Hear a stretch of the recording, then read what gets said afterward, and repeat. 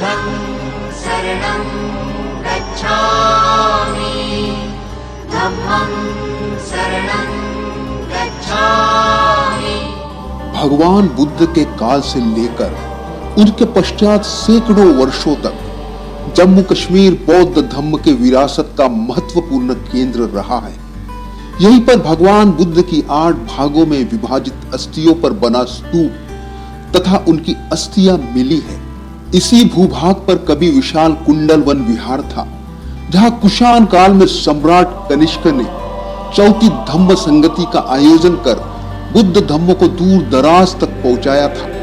यहीं पर ग्रीक के राजा मिलिंद के अनंत प्रश्नों तथा शंकाओं का भंते नागसेन ने तर्क संगत विज्ञानवादी निराकरण किया था, जिससे अभिभूत होकर राजा बौद्ध बन गए।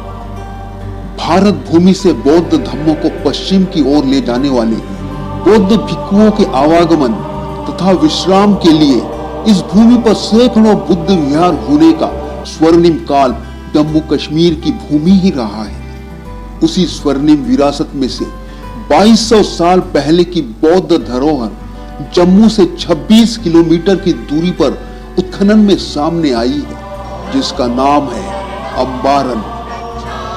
इसी अम्बारन में चेनाब नदी के नयन रम्य तट पर अपने स्वर्णिम विरासत को अंकित करने स्थापित किया गया है जम्मू का पहला बुद्ध विहार। तथा इसी कड़ी में भगवान बुद्ध के अहिंसक विचारों को फिर से यहाँ स्थापित करने के लिए दिनांक 28 मार्च 2021 को Buddhist organisation of northern region की ओर से भारत के उत्तर भाग में फैला बुद्धिज्म इस विषय पर एक दिवसीय सेमिनार आयोजित किया गया है, जिसके अंतर्गत सारनाथ, बुद्ध गया तथा नागपुर से आए आदरणीय भिक्षु संघ के उपस्थिति में विरासत भ्रमण, ध्यान साधना तथा धम्म चर्चा का आयोजन होगा।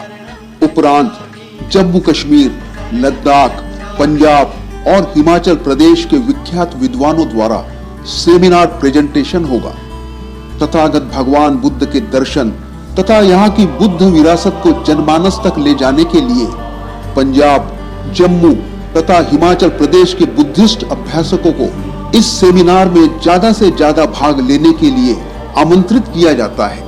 वे यहाँ आए और इस धरोहर पर अध्ययन कर बौद्ध धम्म के प्रचार में अपना योगदान दें। यहाँ आने वाले अभ्यासकों के लिए ठहरने, खाने की निःशुल्क सेवा प्रदान की जाएगी तथा विभिन्न जगहों से आने वाले भिक्षु संघ को स्लीपर क्लास से आने जाने का रेलवे किराया दिया जाएगा।